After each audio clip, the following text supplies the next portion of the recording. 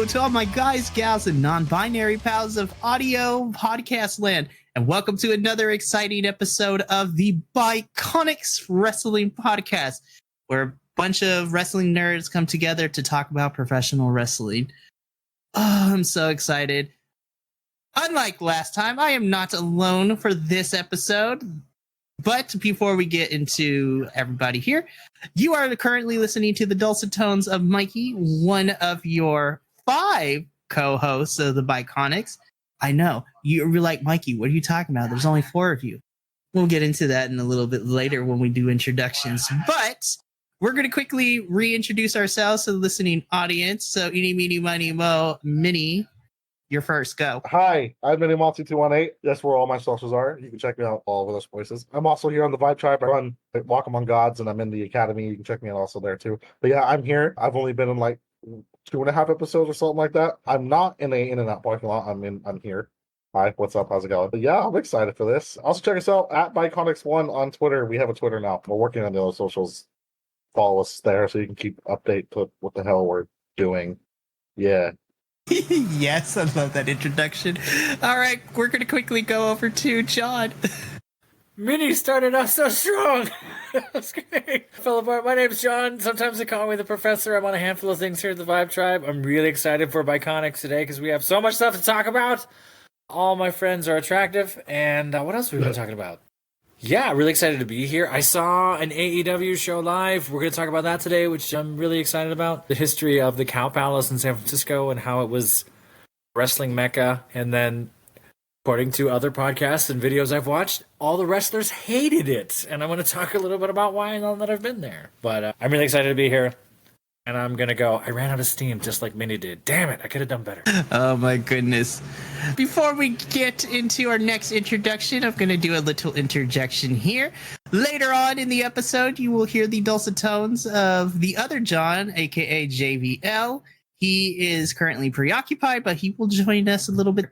But now, ladies and germs and non-binary peoples of the world, I would like to introduce you to our new co-host for the Bi-Conics. He is going to be our 5th squad member in this little faction that we got going on. I'm going to let him do all the introductions, but you know him. You love him from the various other projects here in Vibe Tribe. But I give you the one and only Adolfo. Todos programas and oh yeah! You wanted the cream of the crop, and the cream rises to the top. So they brought me. Oh yeah! To talk to you all about some wrestling, which we enjoy. You can hear me actually, and you can actually see me. You can't see me. You can hear me over on the Brave New Worlds and Neon Memories and the Academy and the Divergence. And here I am on Bi-Conics, and I'm excited to be here. And actually, you really can't see me because you're listening to my voice. How you like that? Oh my god, that was so perfect! It's bad podcasting. You can't see our reactions as Adolfo's going apeshit. Like, you can't see us, like, cheering in the background. To give a little context of why we're cheering. So, for those of you who are new to our lovely podcast here, the majority of us already worked together on a previous project, part of Vibe Tribe, which was last season's Friday Night Fights, a worldwide wrestling RPG actual play podcast, where, surprise, I ran a fictionalized game where all of my co-hosts were basically wrestlers, and there were championship matches, there were shenanigans, there were heel turns, there was some heart, there was a slightly erotic Viking Santa Claus. But it was such a fun project to do. And of course, it didn't dawn on me until we started recording that I was like, holy crap, I pretty much have almost every single person from that game as a part of this project as well. The story I wanted to tell you was my mom. I was telling my mom that, oh yeah, I'm doing a wrestling podcast. It's really cool. I'm doing all this stuff. It's great. And I'm working these days. And we talk about pro wrestling and history. And I talk about theater and acting because I'm that type of person. My mom was like, oh, that's really interesting. That's great. So weeks go by, and she said, hey, what's that podcast where you're a wrestler? I went, oh, it's called Friday Night Fights. And the moment I said it, I went, oh, Mom, I don't know if you should listen to that because John Kringleson likes to drop a sack on people. So I'm describing to her how dirty this character is. Yeah, I'm doing all these crazy things, Mom. Like, I say this and I do this. She's just stone-faced. That's funny. Maybe I want to listen to that. Okay, just know what you're in for, Mom. There's a mahogany table, and one of us tries to do stuff to it. Just be ready. And she might be listening. I don't know. Oh my goodness. Mama Crosswave, if you're listening to that, or if you're listening to this, know that we appreciate you, and all of us here at the Bi-Conics love you. Thank you for lending your son to us. Oh my goodness. I missed you guys so much. I'm so excited that we're all back here together. My heart. All right, enough about the sentimental crap. No, I'm just kidding. If some of us can show up on time. Would that be fan-fucking-tastic? I know, right?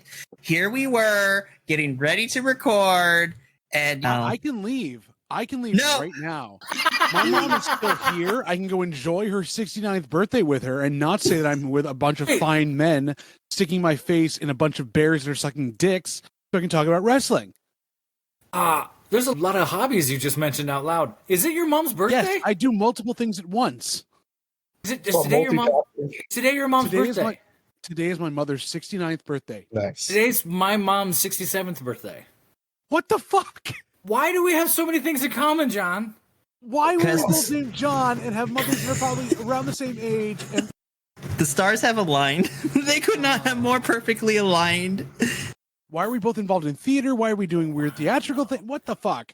And now you're both in a weird wrestling podcast? What the hell is going on? Oh, yeah. If we find out we're related, then I'll be excited, but I'll be very confused on how that happens. It'll make a lot of my dreams a lot stranger, but yeah. That's just the subconscious stuff on the outside all of a sudden.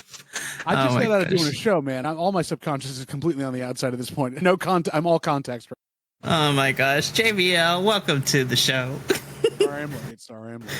You're good. We haven't really started on too much. We just got through introductions and just introduce our newest co-host, Adolfo.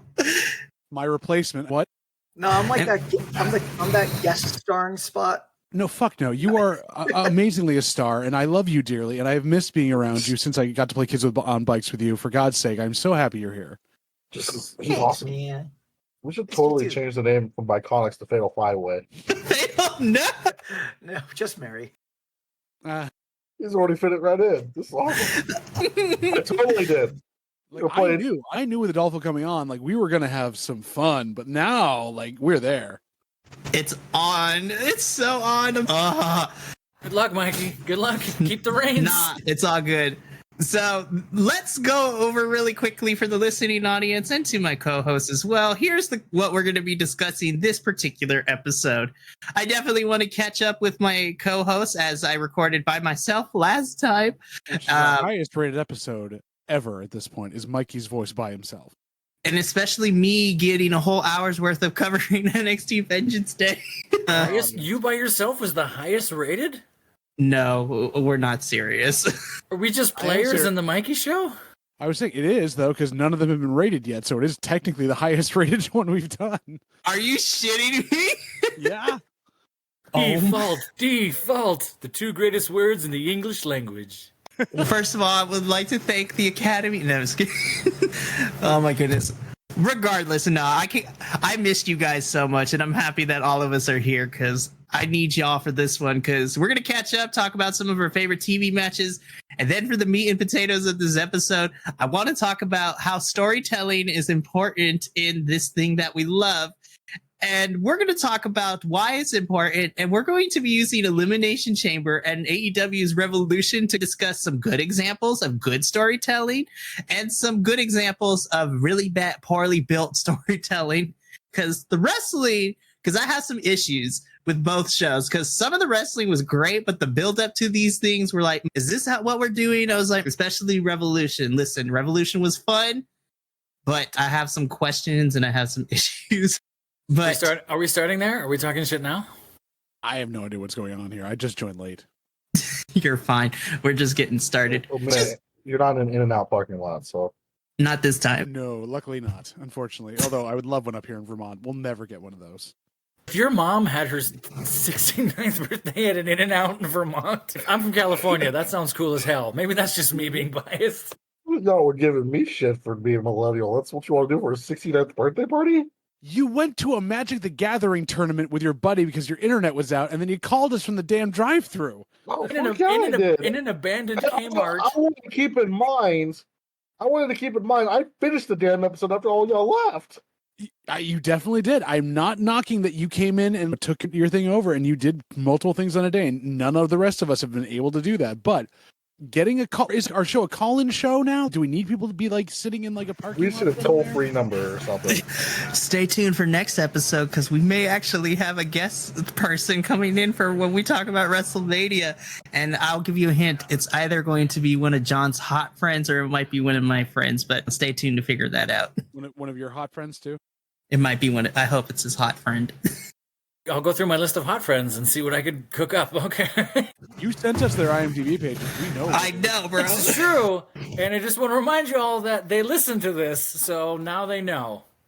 Hi, John's hot friends. How y'all I'm doing? John's hot friend. You're saying that now, and I have my hot friends in the show where also want to join the podcast at this point. Oh, Jesus. Just get all these New York, attractive so people. Oh, nothing could go wrong. Nothing at all. Nothing. Oh my god. Do we call our guest the special guest referee? Yes. Is that what should we call the guest spot? The special guest referee. I am here for that. So we're going to canonically make our guests, every guest that we have for future episodes is going to be our special guest referee to keep this fatal 5-way in check. We need to send them a ref shirt just for us to watch them. I literally would be down. I don't know if you do that. I mean, come on, look at Ken Shamrock. He had like a full-on like muscle shirt, and then other people wore like nothing. So it's perfectly fine. Oh my goodness. But to your point, Professor, let's just jump into the shit. So really quickly, we're going to talk about good storytelling. Listen, I have notes, but honestly, based on what the conversations we had before we started recording, it seems like I'm one of the few people that watch way too much wrestling the last couple of weeks. Oh my gosh, yes! Sorry, I got distracted. Just got replaced by. I looked up, I looked down, and I looked up, and I saw a doll. Oh my goodness!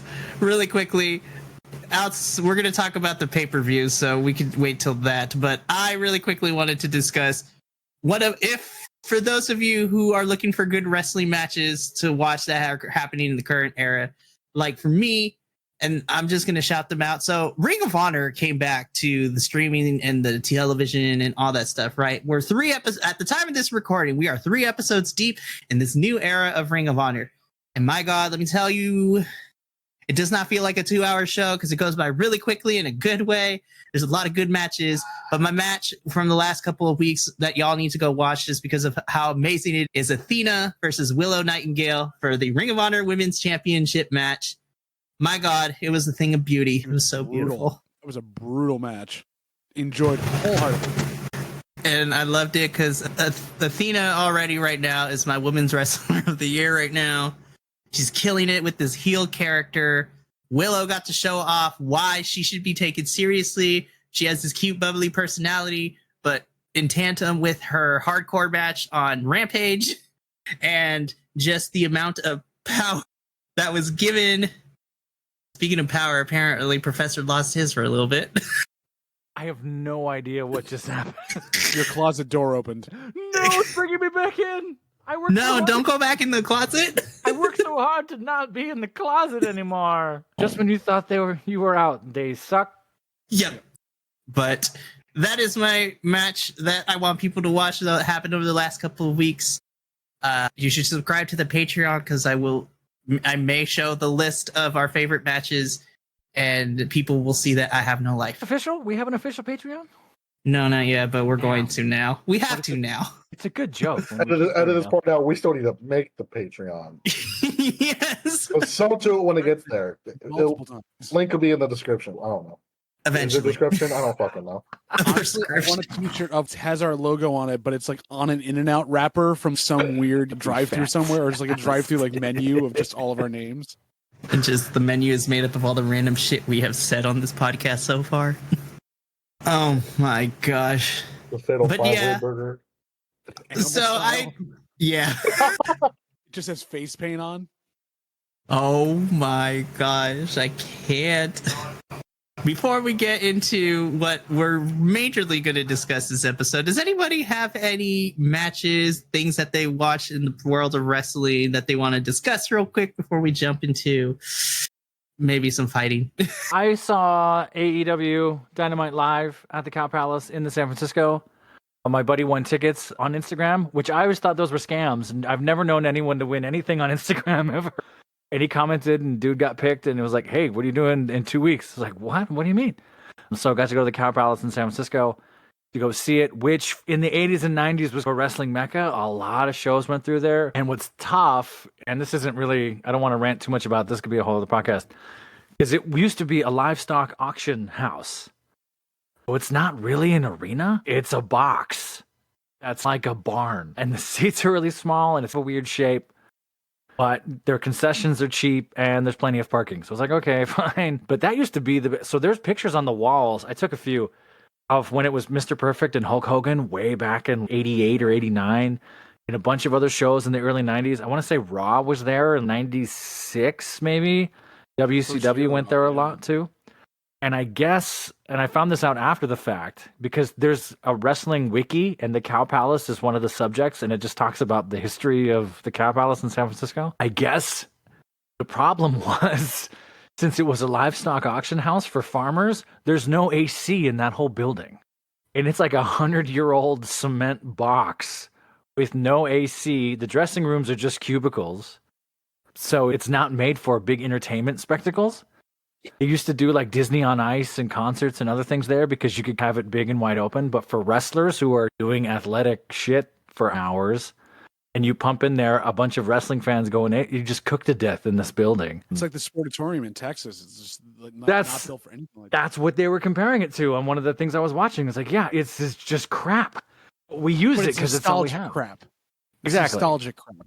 Christian had one of the best promos of the night when he looked right at all the fans in San Francisco and went, I can't wait to leave and never come back for 10 more years. Like, that was so mean, but we love you for it. But seeing the 4-way tag match that night to start the show was ridiculous. AEW Dark was fantastic, but that was just seeing luchas do the crazy things luchas do live. And to watch it on TV, you respect it, of course, and you go, oh my God, that's physicality and it's an art or whatever. But when you're there live and you realize, oh yeah, 14 feet is really high. Oh, no. I fully agree with you because I can compare that to being in an elimination chamber and watching Montez Ford go off that cage. Like, that is a long fucking drop. And then they all have that moment where they think about it and they take that breath. Please don't die. And then they do it anyway. Yep. And they do these leaps and these crazy things. So watching a ladder break during I don't know the name of it, so don't hate me. The AEW were fighting over the golden donut thing.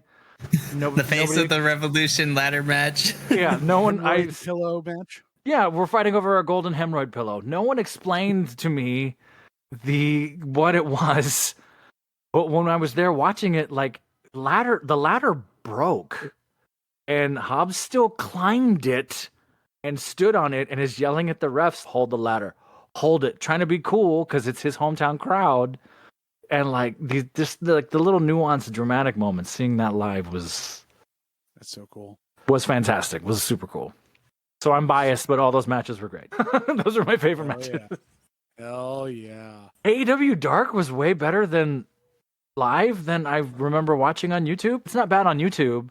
Watching it live, I was like, wow, these folks are just hungry and want to hurt each other. That's great. Good for you. Wow. So true. Old-timey wrestling fan. And I stopped watching towards the late Attitude Era of WWE, pretty much right before WCW, like they put the nail in the coffin with WCW. And I've been getting back into wrestling. What got me back into wrestling was doing the Friday Night Fights podcast. And doing the podcast, I was like, oh my God, I've forgotten so much. And so I started watching it. And I have to say, it's a lot of wrestling. There's a lot of wrestling out there, which is cool, which is really cool. But then, like, when you don't have time to watch all the wrestling, then you feel like a poser. Just with the natural progression, I started with WWE, and I've been watching. I watched Elimination Chamber, and I've been watching Raw and SmackDown. I haven't been able to tune into NXT because, like, for whatever reason, I can't. No one watches NXT except for me, because somebody on this team has to cover it. Yeah, which is a shame because those are supposedly like the up and comers. There are some good up and comers down there. My biggest issue with NXT is the lack, and we'll get into it for our major topic, is the lack. The booking decisions are very questionable a lot of the time in this version of NXT, but also storylines like make no freaking sense whatsoever in some cases, which I'll talk about because the group text thread got my wrath when I found out that Roxanne had to vacate her title, and I'm like, why? But I'll save my rant when we get there. Overall, I've been able to stay up with WE a little bit more than AEW and I'm still trying to figure out what it is about AEW that, like, I'll put it on, but then I lose interest. And I think maybe it's just that WE has been around for so long. They know how to do the spectacle for us to have. So it just, for whatever WWE for that, I've really been fantastic. That did the green spitting. Great Muda. Yes. And I remember Great Muda doing that. And to see Asuka pulling from that and coming out like in the face paint and all that, and also she like physically fantastic wrestler. So I've been digging her. She's also 40 years old. I know. It's ridiculous. And she's in perfect shape to my outside layman couch eyes. She's like, Right? 40? Oh, you're so much better than I am. So Asuka's been top on my list. Xavier Woods, I just unfortunately haven't really been able to see because Kofi Kingston got hurt. So by the time I started watching wrestling again, he's been out with his whole ankle surgery thing. And Kofi Kingston, if you hear this, feel better and get well soon. But Xavier Woods, I actually found out about Xavier Woods through Acquisitions Incorporated, which is a D&D game. And he came on to play. And they introduced him as WWE superstar Xavier Woods. And it was fantastic how he would use wrestling moves for his barbarian to do in game with cheese puns. And it was fantastic. And finally getting to see him wrestle, he's very good. It does a lot of the high technical moves really well, does a lot of great selling, and also again his theatrics, really good showmanship altogether there. There's also the thing on 2K23 now, who is the tutorial guy, so you'll see a lot of him if you play 2K23 now. Telling you what the new buttons are and what this is and all that stuff. See, because I didn't know, because I was watching G4 for the year that it existed, because I was so excited to have G4 back, and I didn't know Xavier Woods, Austin Creed. I had no idea who he was. I just went, this guy's awesome. He's charismatic. He's a great host. He's funny. He knows nerd games. And then all my friends were like, yeah, dude, where you been? He's been on YouTube for 10 years. What's wrong with you? It's like, what? What do you mean? So his channel's fantastic. Being an actor. I know, seriously. I was doing other things. But then when, you're right, as a technical wrestler, and this is something you all might know more of because you followed it longer, has he just been stuck in the mid-card? Or as a part of New Day? Like, he's just getting buried in the middle. And that sucks. He was even in NXT. He was like mid-carded, and they didn't know what to do with him. They made him out to be that Lanny Poffo, the smartest man in the room thing for a while because he was still going back to his degree, and then because he's getting a PhD in psychology. Like he's smart. And even on the main roster. Yeah.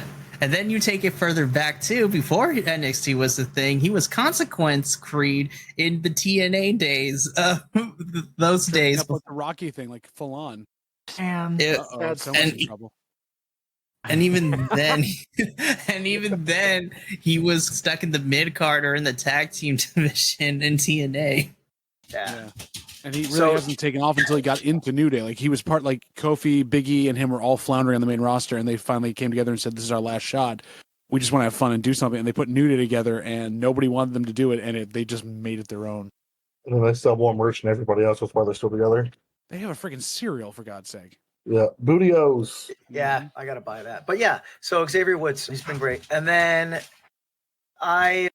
match wise, I'm trying to think of anyone else. I don't want to. I don't want to get too deep into talking about stories because I know that's something that we're really gonna cover. I guess the only thing like match wise I want to say is I'm really impressed with the women and how they've been spotlighting the women, because when I left wrestling, the big draw with the women were still like the lingerie matches, and the women were still being used as more as window dressing. So coming back and to see we got the fatal four way at WrestleMania for the women's tag belt. Yeah. Yeah, it was like a fatal 4-way. It was like Sasha, Naomi, Tamina, and Natalia, and then 2 other teams. Like Right, all those yeah, women were to be determined. And then like with Charlotte Flair. Yep. Charlotte Flair. Man, the other night. Spoilers if you didn't see Raw, but the fucking throwdown that Rhea Ripley and Charlotte Flair had was fantastic. I loved it. It was so Back and go watch the women's war games at NXT. You'll love it. the War Games match is so good. Yeah, I'm definitely gonna check it out. But so yeah, that's this old timer's little take on what's going on right now. I forgot back when you were watching wrestling, it was lingerie matches in China. That was all the women's division. And China was in a couple of lingerie matches, which was weird. Yes, she was. It was a weird time. Which again, China, they didn't know what to do with her because that's just like she was massive and could do everything the men could do. But we don't want to. This was before the men-women matches and stuff that we're almost accustomed to. We're almost okay with now. She also ran against the good old boys in the locker room who didn't want to do that either. And now we were talking about this pre-show podcast as we're getting ideas about there, and I mentioned this to Adolfo too. We're at this stage in wrestling where it seems like there's 5 or 6 generations all in the ring at the same time. There's wrestlers who are 20, 25, 30, even 18, 19-year-olds who are quite literally holding up 55, 60, 65, Ric Flair 70-year-olds, making sure they don't burst into dust in the ring. I said all that to say this. The women are really carrying the torch in a way. Like our whole... new one and running with it. Yeah, and it's come so far, and they're better actors. I'm gonna say that every time. They just are, and I buy their storylines every time they say something. Everything Rhea Ripley and Charlotte Flair do, I'm like, yes, I believe you. I'm all in on what your words and what you're saying. Yeah, I have yet to see, and also in AEW, I have yet to see a women's wrestler who dogs it. You know what I mean? Some guys they'll get out there and they just like the Brock Lesnar match at Elimination Chamber. I was just. You mean Dick Kick City? Yeah. That was trash, and it was like, why are you bringing these guys out? They didn't even look like they wanted to be out there. You do it because Brock Lesnar sells tickets. I right, because it's the name, but I would have preferred put in 2 other women's matches and leave that or type just of match just out. just add the time they're going to do to that match and make the women's chamber match that much longer. Right, Ooh, because that was a nitpick I had. The women's chamber match could have been a little bit longer. They could have just stuck the Lesnar match. Yeah. You know what? Since we're talking about the Elimination Chamber, let's just go through this real quick. Here we go. All right. Can I say at least one match I watched recently before this that I really Oh, enjoyed? sorry. Yeah, go ahead. Really, you're late. You don't get to talk. Fuck off. In my dreams. Literally this week. This week was Daniel Garcia, Brody King. I fucking loved that match. It was beautiful. Work it over and then get the weirdest dink of the bat from Jericho to knock Brody King out, this giant monster. Like fucking hell. It was so good. When was this? Was this just the other This night? past Friday. Rampage this Friday. Okay, I gotta go dig that up then, because I have a Chris Jericho bone to pick, but we're gonna talk about that later. We're going to talk about it. I just wanted to say that, like, throw a match in there. That's the match that I enjoyed this week. I didn't really watch a lot of besides Elimination Chamber because I can't get my shit to work out at the time. Wanted to see me there. Oh yeah, of course. Trying to look free in the crowd. Elimination Chamber was actually the first time I've sat down and watched a full thing of wrestling in 10 years. But I've been keeping track of wrestling through What Culture and WWE stuff. But I did see a video I thought was hilarious. You guys know how they're doing the AI bots that can make it sound like people? Have you guys seen those things on TikToks? I saw one where it's Vince McMahon. And he goes, my dream WrestleMania card is Omos versus this guy, Omos versus this guy, Omos versus this guy, and then it's Omos versus Omos versus Omos.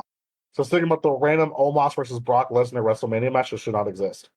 No, We'll talk about that towards the end because at the time of this recording, WrestleMania is in 2 weeks, and every match actually looks pretty good. Except for that one. Does anyone know if the Great Khali is still alive? Did they get him on the horn and he put is. him in the ring? He's teaching in India right now. He has a wrestling school in India. Rick Only can barely walk. That can't be Yep, true. he That's does. true? That's true. I'm going to send you a link. What? I don't want to sound horrible, so I got to be really careful with the things I want to say. The Great Khali has a wrestling school in India? Yep. So I learned this his recently. early days were very good. Great Khali, early Great Khali was really good. Yeah, the first 20 minutes of his career, perfect. Then his knees started giving out. Then it was just like, okay, cool. I'm only thinking about it because I just saw The Longest Yard. And I forgot he was in that movie. That's right. He was in it. Goldberg was in it. Steve Austin was in it. You don't want to talk about Steve Austin's part of that movie. Kevin Nash was the funniest thing in the entire movie when they started giving him estrogen. He did a great job. Great Khali. Yeah. Hold on to that rage, Professor. We'll get into it when we talk about Jericho. But oh my goodness. Yeah. Elimination Chamber. Elimination Chamber. It was awesome. It was great. So for the next 2 hours, ladies and germs, we're going to talk about why storytelling is important. And we're basically just going to go through Elimination Chamber and Revolution and have our praises and our nitpicks, because both shows, and for me personally, were very fun to watch, though I have some bones to pick with certain matches and how certain stories were built. But why are we talking about storytelling? This is watching people just wrestle in a four-sided ring. Why does wrestling need stories? I'm going to tell you why wrestling needs stories, right? Because we're fucking. Honestly, that's right. If we were just going to watch the technicality of the wrestling, most of us would probably just watch a regular mat-to-mat wrestling. Watch AEW. Yeah. Now, there's some... We'll watch Kenny Omega highlights. This week we will when he fights Hijo de Vikingo. Oh my God. I'm so fucking ready for that match. Sorry. We're getting off topic. But to preface why Elimination Chamber was so good for us, because we were also all texting each other at the same time this Elimination Chamber was going on, and it made it so much better. My battery ran out in the damn thing. Sorry. On my roaming ass phone in Montreal. So I think, and coming from a theater perspective, and I know Adolfo has some thoughts on this too, and I'm sure John does as well. When you're doing fight choreography or you're building a fight in a show, if there's no story in the fight falls flat. And this is just a plot thing. This works in movies too. There's shitty movies where it's where it's all action, but I don't care about you. Even though it looks cool, it's not sustainable. So and this is a WWE curse. This is definitely a WCW curse, where if I don't care about any of your people, I will watch the match and fall asleep, and I don't care. And some of the greatest technical wrestlers, I'm Dean Malenko, who's one of the greatest technical wrestlers probably ever, at least the top 3 ever, always had shitty storylines, which is heartbreaking. Some good ones, maybe. There was some Four Horsemen stuff in there and whatnot going way back, and maybe Adolfo remembers because I don't. But those are... Jericho feud was good. Okay, yes, yeah. Okay, so there's one. But I can't remember, other than go out there, be technical, be awesome. They kind of screw some of these wrestlers who are so good by not supporting them with any type of story. And that's plot devices and other shit. And can I ask a clarifying question on that? Say you get a match with no build, you get a match with very little build, you have 2 really good technical wrestlers, and they don't have a story to tell outside the ring, but they're telling the story in the ring. So you're watching this built of, oh crap, the way this guy has to beat this guy is he's working the crap out of a limb and arm, something else. That's the story of the match. Is not, oh, we have beef. It's, I'm going to show you how good I am at this, and I'm going to pick you apart. And how the babyface or heel comes back from that, where it goes around with that. So it's not like a 2-minute squash, but it's something like that. Is that still considered storytelling, or is that technical ability? I would say so. I'd say that's absolutely still storytelling, but you better be that good. That's sort of Ric Flair. Yeah, which Malenko was. Yeah. It sounds like every Kurt Angle match that wasn't a pay-per-view. Daniel Bryan match, pretty much every match he ever does. Because that was Close right now. That was Ric Flair's thing. Was Ric Flair could work with anybody. You can put him in a ring. It doesn't matter who it is. There's a story that's going to be told, and Ric Flair's going to be Ric Flair and build everybody up. There's other wrestlers that just aren't that. They need to script everything. Let's back that up. Yeah, so let's back that up. Ric Flair, we love you, but stay out of a ring. Yeah. Smith being run by Bret Hart through the entirety of SummerSlam. Ooh. Hi-oh. I was going to say, really quickly going back on Ric Flair, I was just, in his prime, he could work with anybody. But lest we forget, not even a year. Prime Ric Flair. Prime Ric Flair is the important thing because He's lest really we forget last year his retirement match, and we talked about it extensively on the first episode. If you want to watch a grown man die a couple of times in the ring, you can watch that. With the Yeah, disappointment of every person in the audience that are former watching in Mick the Foley, cheer. Undertaker, they were so pissed. They're like, why are we here? Adolfo, have you seen this? What, the Ric Flair Retirement match. Yeah, the ritual. Yeah, that Yeah. was a shit show. That was- Oh no, buddy! I'm so sorry. No one should ever watch that match, If you want to support that wrestling thing, there, go watch Ricky Steamboat's match because that's much better. bro. That match is so much better. Kind of like what we're speaking to is Bret Hart. There's certain wrestlers, you put them in the ring with each other, and they're gonna make a story out of something because they're in that thing. That sort of inside out thing. I totally agree with that. Yeah. There's a perfect example of this that was just a meme like this month, which was there was a lost match that was only on a couple of house shows and one Raw, which was Bret Hart versus like a very young 1-2-3 Kid. And you watch these two amazing wrestlers who only wrestled once on TV go at it, and like Bret doing the whole thing of basically like this match has been pulled for all these different moments now that like you can see in modern wrestling now, like CM Punk versus who the hell was it? I think it was against Hangman when they do the whole thing where they get the arm drag and then he comes back up. Whoa, this kid's getting to me, and like stuff like that match, which nobody knew about, but everyone that's a wrestler in it has watched it as their Bible.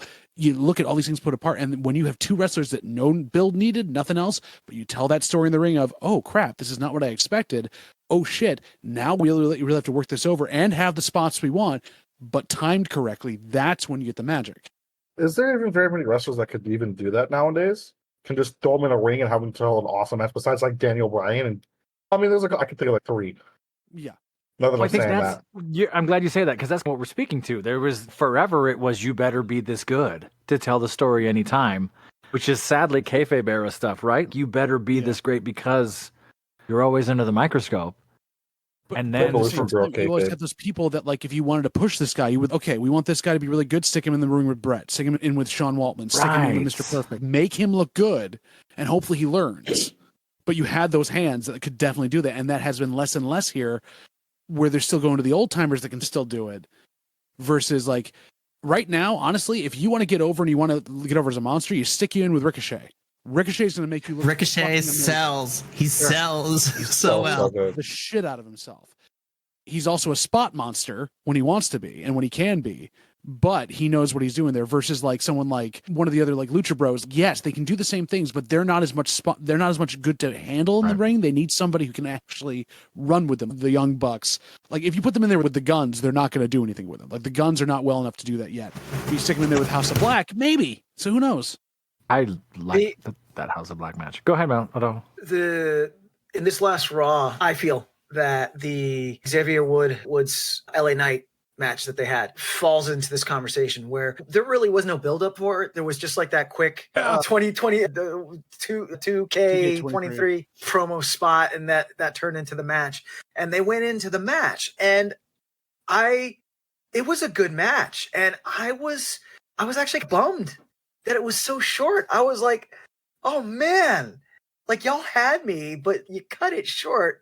And I guess they cut it short because then they had the whole Sami Zayn, The whole bloodline storyline. Yeah, bloodline storyline that they had to come in and do the thing, which they built that up well too. I don't know like the full history of it, but from what I saw, it was a good like moment, and it did that thing that I love in wrestling, where the heels are kicking the shit out of the babyface, and then out of nowhere, the on again, off again friend shows up and goes to town and like kicks the heels' asses, and then there's that moment where they make amends. I love that shit. Even back in the day, I love that shit.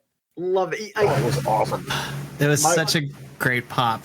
My opinion, like with the bloodline story, this has been probably like one of the best stories WWE has put out, in my opinion, since Shawn Michaels versus Undertaker for the streak versus career. That's how good this story is. Yeah, but quickly circling back. But yeah, so that Xavier Woods LA Knight match could have gone longer because, like, for me, they had my attention. I was riveted. They both knew how to tell the story.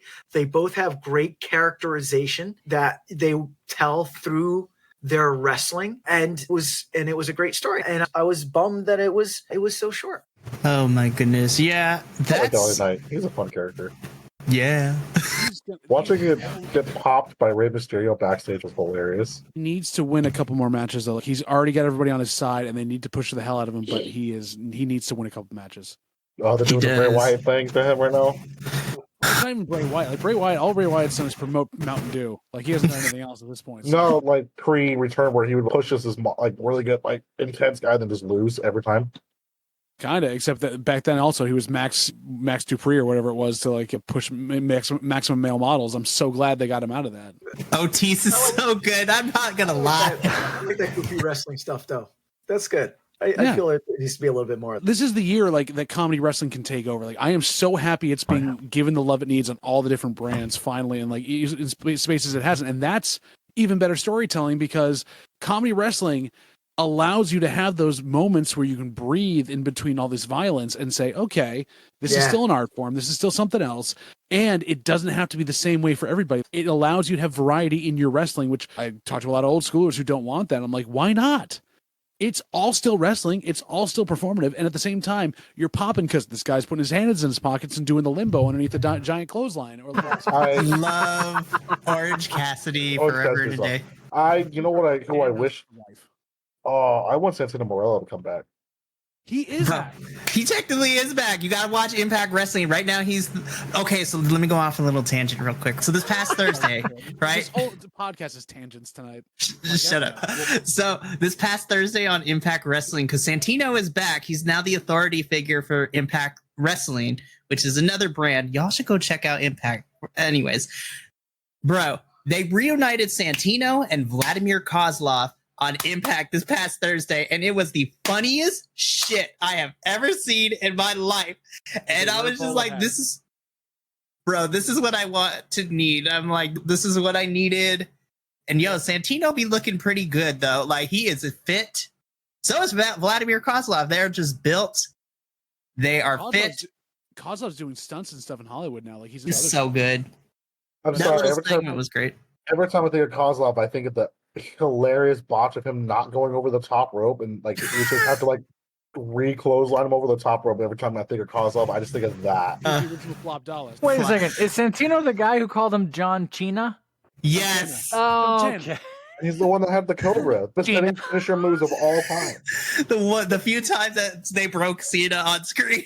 That's the only time. Okay, that's why I remember the Cobra and the thing, because I wasn't watching wrestling in that block, but I remember this joke. No, man somehow took second at a Royal Rumble. And now there's been talk that he might go in the Hall of Fame, which would be freaking amazing. Can we? This is a tangent. I don't want to make it a tangent show. We need to have. How are they picking Hall of Famers? Money donated to the. Are they just reaching? They're reaching into someone's hat and going, "You're a Hall of Famer." There's no. They picked like one dude. It's okay. This guy definitely deserves to be in because everything he's done. Everybody else, It depends. There's always this year. We need Bull Nakano this year. I was like, which women is going in? And I think Bull Nakano is the one that should go in. I don't know when they would, but I'm still hearing rumors that Batista is supposed to go in this year, which I'm not mad at. Ray is going in, so I was just like, are we foretelling what's about to go down? Yeah, just like easily. I wasn't watching wrestling enough Adolfo, at this time. You are muted or we can't hear you. Sorry, Adolfo. Can you hear me now? There you are. Yes. We heard you. Go ahead. All right. I have a little complaint about that. Let me just air it real quick, and then, John, I'll let you speak. Airing of the grievances. Speaking of storylines, am not a fan of how they're inducting Rey Mysterio into the Hall of Fame this year, but they still have this whole storyline where his son is against Rey and all that. Dominic's being a little bitch. Right, Dominic's being a little bitch. Mommy. He's with that. He's with Mommy. I'll talk about that later. You better not disrespect Mommy, because two of us will come at your house and we will fight you. I'm just kidding. We love you so much, Adolfo, but I know. There will be words of disapproval. But I am not a fan of how they're carrying over the storyline into him being inducted into the Hall of Fame. Because to me, I feel that downplays his acceptance into the Hall of Fame, because every wrestler that I've seen go into the WWE Hall of Fame, it at least looked to be of a serious thing, and everyone for that moment they broke kayfabe, and old adversaries who you thought never got along would get along, would come out and would shake hands and whatnot, and it felt like a real thing. So to have the storyline continuing through while he's being inducted to the Hall of Fame, I feel just really cheapens that, and I don't think is a good story idea. Like, Hey, do you want to hear something more disappointed with that? Okay, go ahead. So, there has not been any confirmation yet, and I am strongly against it because I don't want it to happen. But this is what I think is going to happen, because we still have yet to get confirmation that it's going to be Rey versus Dominic at WrestleMania. At the time of this recording, we have 2 weeks until WrestleMania starts. I kid you not, Adolfo. I don't want it to happen, but I think this is what's going to happen. Rey is going to be giving in the middle of the speech, and they're going to use his speech as a storyline angle, because Dominic is either going to attack him or do something really disrespectful during his speech. And I was just like, I don't want that. I really don't. Like any other time. We can all see it coming a mile away, though, right? Yeah, Like because I think this is the first time they've inducted an active wrestler. Like, he's still active wrestling for the company. Yep. That wasn't just he's there every week. This is the first time they've inducted an active wrestler, and just still there. Was Edge still wrestling when Edge got inducted? This is when he still had his neck problems. Yeah. Edge had retired, and then 2 years later was gone. And the only person I think, Minnie, that they've done that with, technically, because he was still technically a part-time wrestler, was Triple H on the couple of times with DX or whatever it was. He's been inducted to the Hall of Fame with those groups, and he was still technically wrestling. But and then this is the sense of Ray's there every week, and he's wrestling on the house shows still and doing everything like that. Exactly. So yeah, you're right. Using it as a storyline is dumb. Do I love the fact that Rey Mysterio is being inducted? Yes, I grew up loving. I love Rey Mysterio. It's like probably my all-time favorite wrestler because I grew up watching him. Storyline wise, stupid, dumb decision. Is it a good way to bring heat for Dominic? Yes. He doesn't need more heat, though. Like, he's already a piece of shit. Elimination Chamber and watching what he got there for being in the freaking way on the floor, he doesn't need any more go-away heat. He's got enough. He got enough when he said that Eddie should have won the custody match. The fact that they brought that back, the custody match. I'm fully waiting now because Vicky Guerrero is a free agent.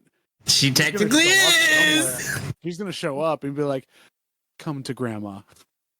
Yeah, weirdly enough, I missed the "excuse me" on my TV screen. Anyways, continue, Adolfo. when Dominic said that Eddie Guerrero line, I felt my nuts get kicked. That's the type of heat that cost. I still love the signs that they let in that have all the Eddie references to it. That are Eddie's the father, all the fun shit. But at the same time, I don't feel like they're using probably one of the very few people that can ever do an Eddie Guerrero storyline post his death and not make it seem fucking terrible. I mean, you hope that the family is. The only other people they could bring in for this would be Chavo, Batista, or Vicky. Yeah, that is very true. But Lord knows everyone and their mother anytime, and this goes across all companies. Everybody wants to use the Three Amigos. That's just a personal problem I have. I'll get over it. This move is so damn good though. You can't not use it. Okay, so this is a hot Logan Paul. He knocked himself out when he first did that. He knocked himself out when he first did that move. Yeah, so there's a little bit. We're going to get into some hot takes real quick, but this is the hot take. So just like last year when everybody was using the Canadian Destroyer, and I got tired of seeing it. It's the greatest move in professional sports. What are you talking about? I'm getting tired of it. Listen, I understand that everyone wants to do their tribute, but can we not, like, I'm tired of watching the Three Amigos like every other week on my TV screen. I'm like, please stop. Even though, you're not supposed to talk about them, I want to see the triple German suplexes that Chris Benoit used to do. But, Well, it's 2023 and there's still a whole ass debate. I was just they talked about him in a podcast and people were like, well, it's like, dude, Chris Benoit's awesome besides his. Sorry, Minnie, my fault. MGF just did a crippler crossface and called it some other thing. What are they calling it? No, that's the label lock. He was taking that from Danielson, who's been doing it. Brian Danielson, label lock is a crippler crossface. Yeah, they're different. They're the same move, but obviously changed for reasons. But Brian Danielson's been using that for over 15 years. Okay, Because I'm looking That's at been it, I his was like, finisher since he was in ROH. okay. All right. Yeah, I mean, I've seen some really. I'm seeing more and more Chris Benoit due to like really messed up TikTok memes, but I'm just surprised to see anything of him in general because he should not be named, Yeah. That's why. which unfortunately sucks because the dude was messed up. He didn't do that. Like he was messed in the head due to him doing a diving headbutt as his finisher. Yeah. Yeah. And then Bryan Danielson doing that for years and going back to it again. Yep. And now someone's doing it in WWE now. Is it Chad Gable's doing that now? Yes, Chad Gable. Yeah. Yeah. Which I'm just like, why are they allowing this? That move should have been banned after what happened with Chris, but because CTE is a major It would have problem. been bad when Harley Race was doing it. Part of the race shouldn't even be getting on a rope. I know I'm telling you, man. Listen, we could have a whole other episode where we just talk about the safety of wrestlers because there's some horror stories that I'm scared of anybody gets on the top rope, especially watching Montez Ford do any sort of frog splash. And the amount of height that man get. Come on, it is the best frog splash I've seen since Eddie. Damn, he gets high in the air. Montez combines Eddie and he combines it with RVD. That's why it's so damn high and like high impact, is because he's going as high as RVD used to. Montez Ford is awesome. Every time I see a steel cage come down, I still get like a super nervous, anxious feeling in my stomach because I am still scarred. And this is not me joking. This is me being serious. I am still scarred from watching Undertaker Mick Foley in that cell. that image. Foley went through the top of that cage and just splat. And I'll never forget it. I was at the time I was living in a frat house and going to the University of Washington. It was after I had gotten back from the Marine Corps, and we were all sitting there and we were all watching the pay-per-view. And when that happened, just everyone in that room just was and then Undertaker is up there and he's looking in and like seeing the interviews with him now, and I looked down at Mick and I was like, I just fucking killed Mick Foley. And so now whenever I see that steel cage come down, like during the Elimination Chamber, and I started seeing him climbing, I was just like, oh, please just. I don't know if John was able to see it, but since we're talking about Elimination Chamber, really quickly, recently a moment like that happened because I found out later that the most recent women's War Game match on NXT, where Cora Jade was part of it, and I thought it was just a little spot or whatever. I was like, okay, this is good storytelling. I've come to find out that she actually did separate, shoulder popped out of place in the middle of that match when she jumped off the top onto the table. And EO putting it back into place was not fake. It was real.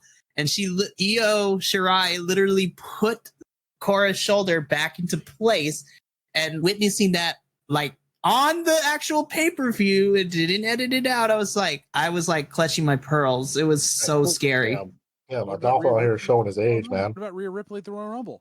Her knee. Yeah, when her that I saw that and that was gross. Put it back in and finish the match. But similar to Adolfo's experience, the one image that's burnt into my brain, of how scary it was when Shane McMahon got thrown off the top of the cage and he almost missed the table when he came down. He barely crashed through it with the crash pads. I was like, he's dead.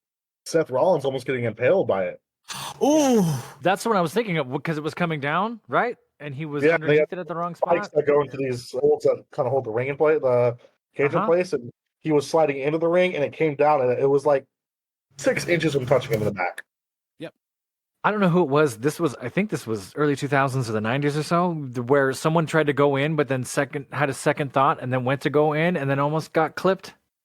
Am I crazy? Does anyone remember what that was? No, that sounds like either Bailey or Sasha. It was one. I think it was one of the women's matches. Yeah, recent? Maybe. Yeah, I think it was one of the women's Hell in the Cell matches where one of them almost got clipped in half. When someone didn't know the script, for lack of a way to put it, do I go in? Do I go out? What do I do? And right at the last second, it was like, oh shit, that was me almost. I forgot which one, because they started fighting on the outside and then they went on the inside, and somebody barely made it as the cage was coming down. It was really scary. I also remember one of the other scarier moments too is when one of the Usos got rammed into the steel cage when it was the Usos versus the New Day in a Hell in a Cell match. I think it was either Jimmy. I think it was Jimmy. Like his head almost like literally came down onto the stairs when Biggie and Xavier were throwing him into the ring. That match was fantastic, but that moment where I was like, Jimmy almost had a concussion and it was not fun. But there was a spot in the men's elimination chamber this year that, so I watched it live with my dads, as I put in air quotes. So my two friends that pretty much has raised me from when I was a teenager. We watched it live together. It was intense. Through text messages. It was so beautiful. JBO was there. They're live. But there was a moment in the men's elimination chamber where Seth Rollins and Johnny Gargano were at the top and they were just chilling. And then Seth Rollins throws Gargano off, and Gargano turns it into a Poison Piranha, I think, with Poison Seth. Piranha, yeah, a Poison Piranha.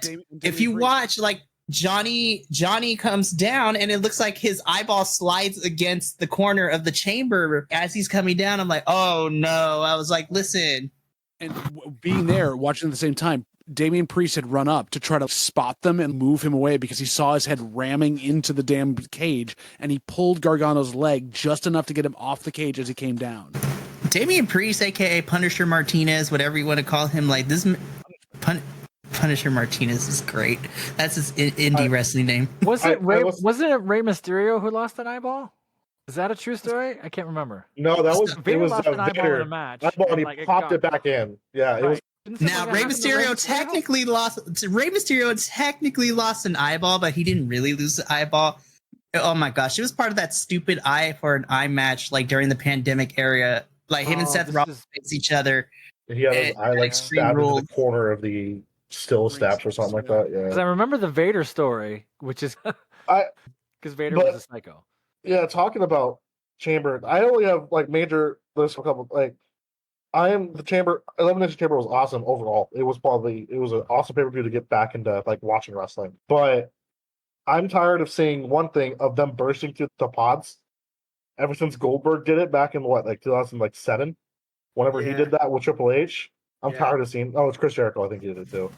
I've seen that over and over every year. It lost its luster after the third time. I appreciated the new thing they did this year with both matches, which was someone tries to hide in their pod and they get locked in with other people who beat the shit out of them. That was literally hilarious. like telephone box. They'd be like, no, watching Rollins bounce Austin Theory back and forth was hilarious. And Carmella hiding in her pod, which was hysterical. Right, that was funny. Yeah, that was hilarious. And another thing, wrestler safety, I understand, but putting the pads down on the sides of the ring or the chamber where it used to be just metal. It makes sense why, but I miss when it was just like the metal rebar that they were getting suplexed on. You're a masochist. You've seen who we idolize.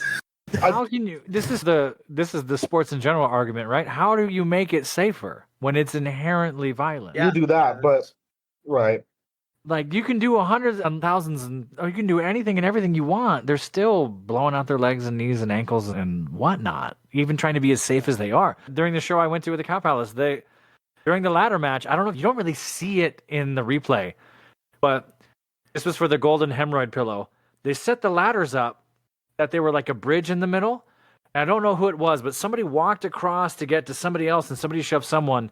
And the dude's leg went through the rings, got caught, and he was hanging by his knee.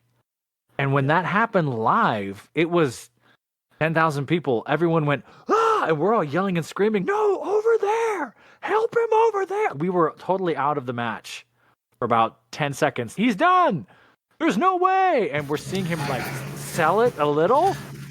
But it was like, oh, it's over. Ooh, another scare. Yeah, it's so different watching these watching potential injuries happen on the television and in live it's vastly different, but it's still horrifying. Like the perfect example of me just watching an entire match with me holding my breath just because of how dangerous everything got. And it was nobody's singular fault of what happened, but the women's Money in the Bank match from last year, my God, if you want to talk about scary spots, like it looked like Raquel couldn't hold up the ladder and she collapsed. Shotzi hit the back of her head when she tried to do the senton onto the ladder. Becky jumping off of the ladder, like the ladder didn't break upon impact and she like landed on her back. Like Liv Morgan and Alexa Bliss almost getting chopped in half by a ladder spot. Like that was one of the scariest matches I have ever seen. And I mind you, I was on vacation in Mexico when I was watching this pay-per-view. And so I'm just sitting there. My mom happened to be watching it with me, and we both were just sitting there holding our breath because of how scary everybody was. It looked like Shotzi was bleeding from the back of the head when she hit the ladder really hard. I'm like, oh God, what are we doing? I was thinking about that when I was watching, not watching, but watching the clips from Hangman versus John Moxley at Revolution. Dude, when he got concussed, oh my gosh. No, the death match from this Revolution. Oof. That match was hella brutal. Let me wrap myself in barbed wire and jump off the ring with it. We're gonna talk. I think we're talking Revolution in a little bit, right? Before we get. Let's just go into it because Elimination Chamber was great, but Revolution. Oof. So for Revolution, I'll start off with this, and I know Adolfo does fight choreo, and John's from the theater. When I work on shows or I do fight choreo or I'm in a show or all that other stuff, something that's been baked into my head for my training has always been that the moment the audience is worried about the actors, we've taken them out of the world of the play and we're not going to get them back. If we're watching a sword fight, or we're watching a hand-to-hand fight or whatever it is, or a stunt or a thing, if the audience immediately goes, oh my God, I hope they're okay, versus, oh my God, did you see what just happened? Or you're watching the fight or the character. Once that happens, it's really hard to get them back. Wrestling has always been really good at blurring those things. Is it because we're all aware of it and we watch so much of it that we key in on it and we're just being specific to what we see? Or are we just old people going, back in my day, we didn't care who got hurt? Or is that a legit concern? We're like, hey, you're going to do these stunts, you're going to tell this story. Now with this kayfabe lifting thing, which is great and better for wrestling in my opinion, I'm worried about you as a person. Oh yeah, no, I fully agree with you on that. But I think it depends on what match you're watching. If you're going into a Texas death match, you know what you're getting into. Right. When that's the If stipulation you're going set up into and everything else. But if you see somebody like that comes off the ring the wrong way or hits the apron, which is the hardest part of the ring, which I found out from Simon Miller recently. But in general, that's where if I see someone land on their neck in a singles match, that's when I get worried.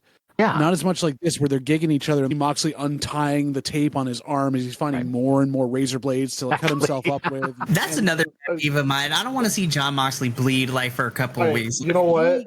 But you expect that from any John Moxley match ever at this point. If you see John Moxley in the match, there's going to be blood. That's what we're kind of. I think that's what the answer is, Minnie, is that it's a brand, right? There's certain performers that do a certain thing or a certain style, and we go, yeah, if you bleed, okay. If you bleed, I'm worried about you. Right. It's like Mick Foley. If you see Mick Foley bleeding or losing a tooth in the match, it's normal. Yeah, but you were saying Adolfo. Go ahead, Adolfo. No, I agree with Minnie. I think that the problem is that there's a good portion of the audience that doesn't realize that it is like this wrestler is going to bring this and this wrestler is going to bring this. Sure. So they see Mick Foley or the dude you guys just said on Moxley. They see John Moxley fucking taking the baseball bat with the fucking barbed wire and cutting himself up and shit like that. I feel like a good portion of the audience wants to see all the other wrestlers push to that extreme, which I don't think has to be done. I feel that it's like Minnie said, it's from character to character, and it's each wrestler's characterization. Back in the day, George the Animal Steel. Good knowledge. Yeah. You knew when George the Animal Steel was getting in the ring that a turnbuckle was getting chewed to shred. Or Terry Funk. Or Terry Funk. Or Prime Ric Flair was going to bleed into his hair. That's the reason he bleached his hair. Exactly. Well, then when like Tito Santana or Junkyard Dog got into the ring, it was a completely different match. You know what I mean? I just, and you can disagree with me. But I feel that there's a good portion of the audience that like expects that extreme wrestling. I absolutely agree with you. Yeah. Oh, for sure. I think for me personally, the reason I have a nitpick with John Moxley bleeding every single match that he's in, apparently, is for me personally, like I feel that the bleeding should be like an extra tool that enhances the in-ring storytelling. Like I've talked JVL here knows that this is probably one of my favorite women's matches to have happened in the last 2-3 years. But the match that I always go back to, where the blood was an enhancement to the story that was being told, is Thunder Rosa versus Britt Baker in that Lights Out match on. And literally, that was the first episode of Dynamite I actually ever watched up to that point. I was over at. It was a Lights Out match where literally, like, it doesn't go onto their win-loss record, but it was basically a glorified street fight. And so they were doing tables and trash cans and thumbtacks came out. But there's that iconic moment where Britt Baker starts to bleed just from the violence in the match. And then literally that's everyone's like Twitter handle page for a couple of weeks is just her smiling with the blood dripping down her face. For me, if you're going to bleed, if you bleed in a match, it should be like it's happened. Like I've seen matches where wrestlers are bleeding because they got clipped or whatever. So like, it's fine. But if blood is going to be used in a match, for me personally, it should be enhancing the story being told. So like during that Lights Out match, Britt Baker and Thunder Rosa bleeding was because they're trying to kill each other because the weeks leading into this match, they couldn't fucking stand each other. They were like going every opportunity to try to one up each other and to destroy each other. And so the story went is that Tony Khan and everybody else got tired of them trying to kill each other in the locker room and during promos and everything. So it's like, y'all have this one match. We're going to figure it out. And that's done and over with. Like, just work out your aggression and whatnot. And so they did. It was a phenomenal match. And it enhanced the story that was being told because it culminated into this big blow-off match. And then they both went their separate ways for a little bit before reconvening about a year and a half later in a steel cage match for the AEW Women's Championship. That was a fun match, but I still think the Lights Out match was probably their better one. Though when Britt Baker went through the Tower of Chairs and they still stood up like end on end and like literally she came down on her spine on the chairs, I was just like, Britt Baker, why? That's the new big spot that's been going on a lot where you set up the chairs and you're going on the top part, the hard part where they're set up on the back and you put your back through it. It's just... But the perfect example, too, that happened is like when Jeff Hardy took on Darby Allin in that ladder match and Darby jumped off the ladder. That made me scream.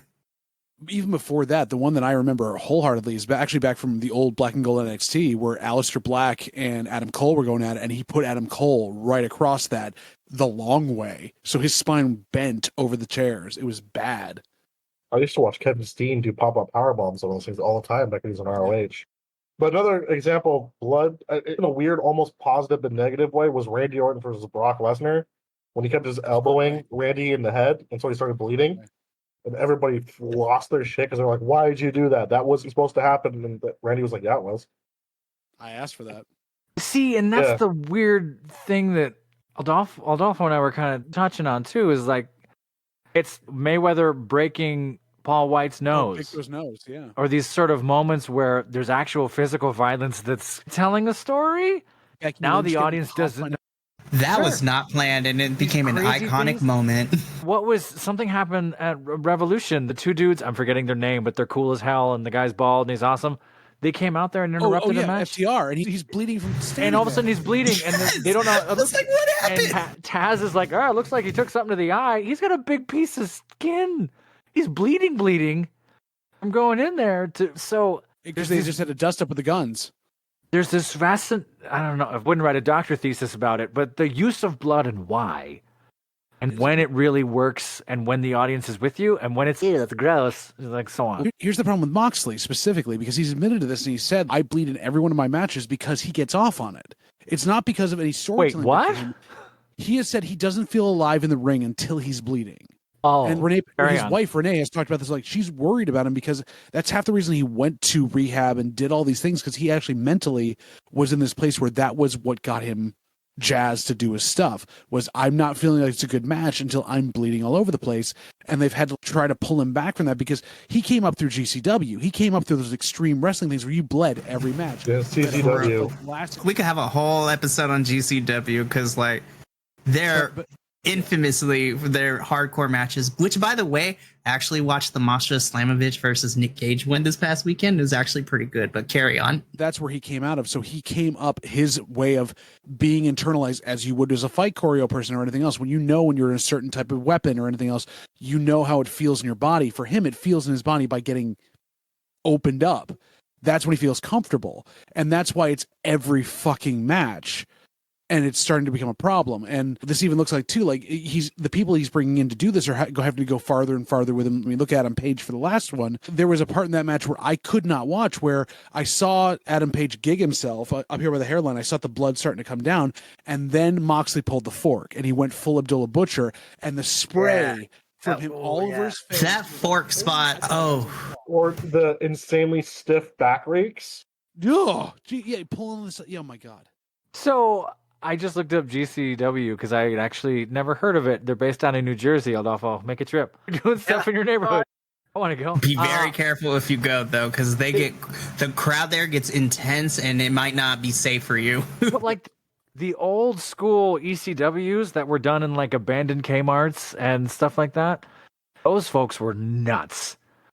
Oh, I'm glad to see that lineage live on a little bit. And this is not a tangent. This is related to what we're talking about. AEW's camera people, or whoever's doing the stuff in the truck, the editing, they caught all the moments they were trying to hide at Revolution.